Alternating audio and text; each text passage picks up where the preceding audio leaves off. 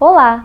Neste vídeo vou dar continuidade ao que eu vinha falando no anterior sobre o pensamento moderno e agora falarei propriamente da crise da modernidade. Mas é claro que pelos limites de tempo desse vídeo eu não vou poder falar pormenores nem da teoria cartesiana, nem da hobbesiana, nem dos vários autores modernos que existem, mas eu vou falar de 3 problemas da modernidade como um todo, que a gente vivencia no nosso cotidiano, sendo o primeiro deles o individualismo. E percebam que esse individualismo não tem nada a ver com desejar a solidão, porque desejar ficar só nunca foi um vício, que muitas vezes as pessoas veem assim, né? Você diz que é uma pessoa sozinha, que gosta de ficar só e logo te chamam de individualista, mas isso não tem nada a ver, ao contrário.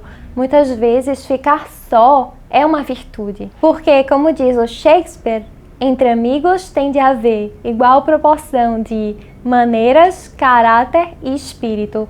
E se você não encontrar pessoas que estejam envolvidas nesse projeto existencial de se tornar você mesmo, de ser quem você é, de se conhecer e de realizar obras relevantes para a comunidade, se você não encontra essas pessoas, você tem que ficar só. E na verdade, estar com elas pode parecer uma ação social, mas na verdade é uma ação individualista. Por quê? Porque o individualismo é simplesmente considerar que não existe nada superior ao eu. Então é centrar tudo no eu. E aí você se sente no direito de deixar de alargar as suas disposições para simplesmente ter prazer com conversas vãs, com conversas infrutíferas. Então isso, por mais que você esteja rodeado de gente, é sim uma atitude individualista, como por exemplo vai dizer o Kant. Kant diz o seguinte: quem encontra dentro de si mesmo um dom, mas prefere o comodismo em vez de desenvolver as suas disposições, o comodismo ou o prazer, essa pessoa está cometendo uma infração moral. E aí você pergunta, mas eu tenho um dom? É claro que você tem. Obviamente, a questão do dom está mais claro para os grandes gênios da história, né? As pessoas que têm um talento notável, como um músico, um compositor, um filósofo, enfim, qualquer pessoa assim. Inclusive, há uma história de um músico muito interessante que ele foi perguntado, quando é que você descobriu que você queria ser músico? Quando você decidiu isso? E aí ele diz, um dia eu estava prestes a dormir e comecei a escutar uma música.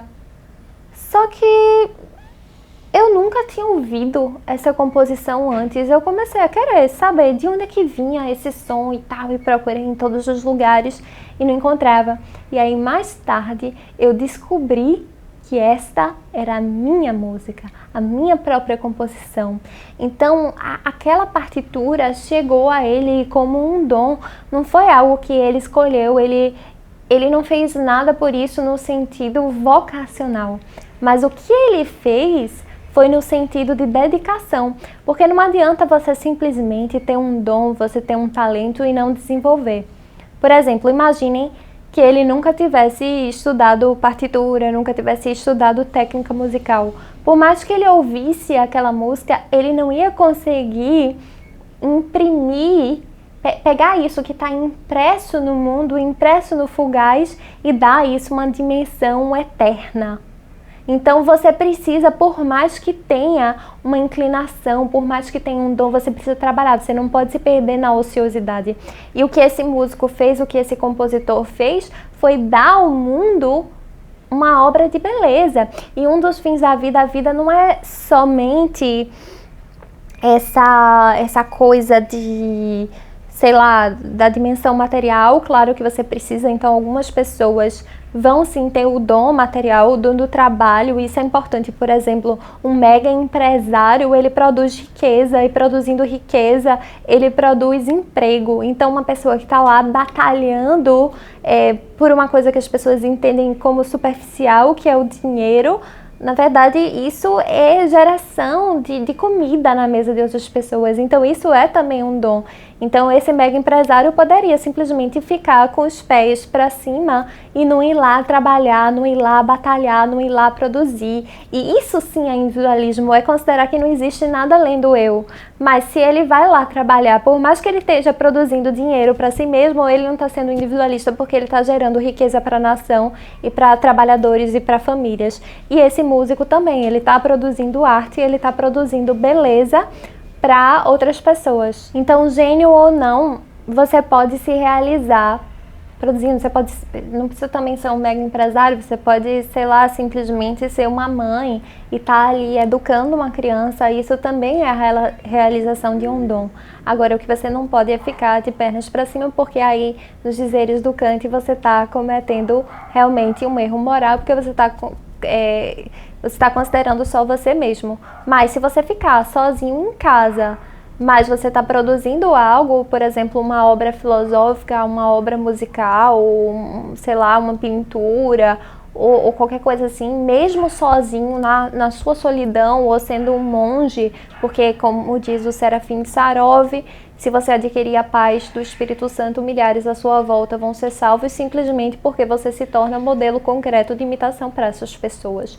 Então, esse tipo de solidão, ainda que você não esteja num meio social, rodeado de gente, isso não tem nada a ver com o individualismo moderno, tá? Então é importante dividir essas duas coisas. Então, só para deixar bem claro, o problema do individualismo não tem nada a ver com ficar só na sua própria companhia, mas essa é a definição de individualismo: a negação de qualquer princípio superior à individualidade. E a consequência imediata dessa negação é o subjetivismo. Por quê? Porque só importa você e você mesmo, não tem nada além de você. Então você começa a acreditar na sua verdade, no seu próprio pensamento, enfim, tudo isso que está bem na moda hoje em dia. E aí você passa a negar qualquer princípio universal e a consequência disso é a profanação civil, de que as leis, enfim, o mundo social, ele não é regido por nenhum princípio transcendente. E vejam que não é só a política que é afetada por esse individualismo, mas mesmo a vida intelectual, porque as pessoas começam a não acreditar mais em uma vida teorética plena. O que era a vida teorética? O Aristóteles falava disso. Ele dizia o seguinte: há determinados saberes que você quer ter para criar alguma coisa, para produzir, enfim, para que esse conhecimento tenha alguma repercussão no mundo. Pensem, por exemplo, um médico. Um médico não quer descobrir a cura do câncer simplesmente para conhecê-la, mas ele quer descobrir a cura do câncer para curar pessoas. Enquanto que o filósofo, o matemático, o físico, não. Por que você quer conhecer o ser? Não é porque eu quero curar alguém, não é porque eu quero construir um prédio ou qualquer coisa do tipo, mas é simplesmente porque eu amo a realidade e eu quero conhecê-la, sem que isso precise envolver nenhuma utilidade, nenhum utilitarismo na minha ação. Eu simplesmente quero conhecer por conhecer. Então eles começam a não acreditar nisso e há uma consequente instrumentalização do saber. E outro ponto também muito interessante é o seguinte, é a questão do direito autoral. A pessoa começa não mais a querer conhecer a realidade por ela mesma e se ela quer conhecer, se ela só quisesse conhecer a realidade, não importaria dizer uma frase autoral. Eu não preciso ser a primeira pessoa a enunciar uma verdade. O que me importa é conhecer a verdade, tanto faz se ela foi dita antes por Anaxágoras, por Platão, por Aristóteles, por Sócrates, por que autor for. Eu quero simplesmente conhecer.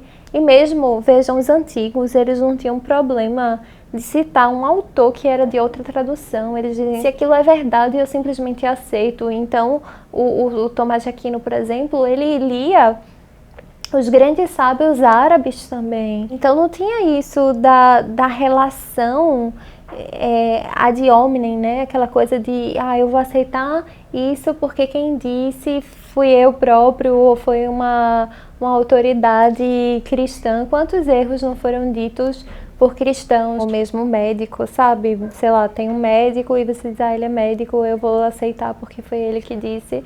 mas quantos médicos não falaram coisas erradas mesmo sobre a sua especialidade. E além disso, as pessoas começavam a querer dizer coisas que eram delas. Então elas não querem, eu não quero ser repetidor de Aristóteles. E talvez você já tenha ouvido isso, eu mesmo já ouvi de pessoas da nossa geração que elas dizem, eu não quero perder muito tempo lendo esses autores, lendo Platão, lendo Aristóteles, porque eu quero ter um pensamento original. Então elas começam a querer a originalidade às custas da verdade. Mais vale criar algo novo, uma nova maneira de expressão, do que repetir algo velho. E o homem antigo, ele não tinha isso. Querer ter uma propriedade intelectual sobre uma verdade era absurdo. Por quê? Porque se eu digo algo original que é falso, não tem nenhum mérito em ter originalidade sobre isso. Por exemplo, eu digo, o não ser é. Essa é uma nova frase, né? Eu estou fazendo um antagonismo a Parmênides, que disse, o não ser não é. Eu digo, o não ser é. Qual é o mérito de eu ter dito, essa frase é minha, de Natália Suman? Qual é o mérito de eu tê-la inventado? Nenhum. E ao mesmo tempo, se eu digo a verdade, ela não é uma propriedade minha, ela não é algo, só agora pode falar isso se a pessoa me citar. Por quê? Porque a verdade é algo do mundo, a propriedade dela não é de Natália, é do ser. Isso aqui, essa realidade é que é dona da verdade, não sou eu. O próprio Heráclito, ele diz, ouçam, não a mim, mas ao Logos. E é fácil homologar, tudo é um. Então, ele não está dizendo, tudo é um, ouçam a mim, Heráclito, isso é propriedade de Heráclito. Não, isso é propriedade do mundo, é propriedade do ser. Então, à medida que o homem começa a querer ser original a qualquer custo, surge um monte de sistema, um monte de coisa nova e que não é mais verdadeira. Na verdade, a maioria das grandes novidades vão ser falsas, e a gente vê isso, por exemplo, na língua. A língua está o tempo todo mudando.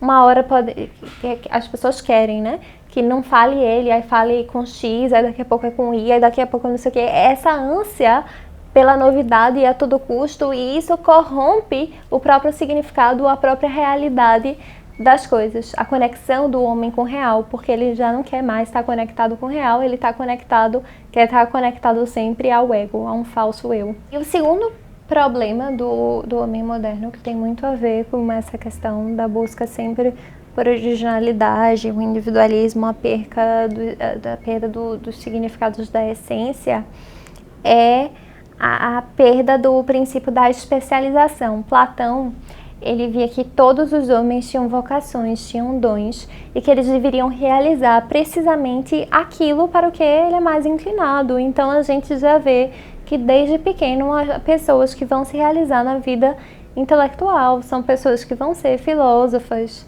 ou enfim, físicos, matemáticos. Desde pequeno você já vê nela aquela sede, sabe? Aquela sede mesmo por simplesmente conhecer o real.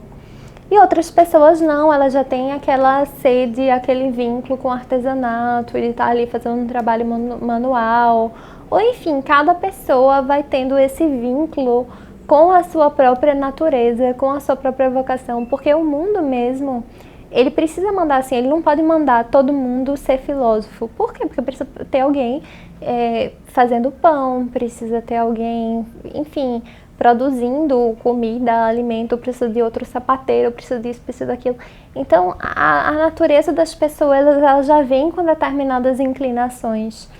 E na modernidade isso se perdeu até a ideia de uma natureza do homem e da mulher. Então, as pessoas não sabem mais como desempenhar os seus papéis, elas não sabem mais ser homens, elas não sabem mais ser mulheres, porque se perdeu esse princípio de especialização e de natureza. Então a sociedade se torna nada organizada e ninguém sabe mais o que fazer. As pessoas ficam simplesmente perdidas e com uma série de distúrbios psíquicos. E isso é consequência do terceiro problema do mundo moderno, que é ser uma civilização exclusivamente imaterial.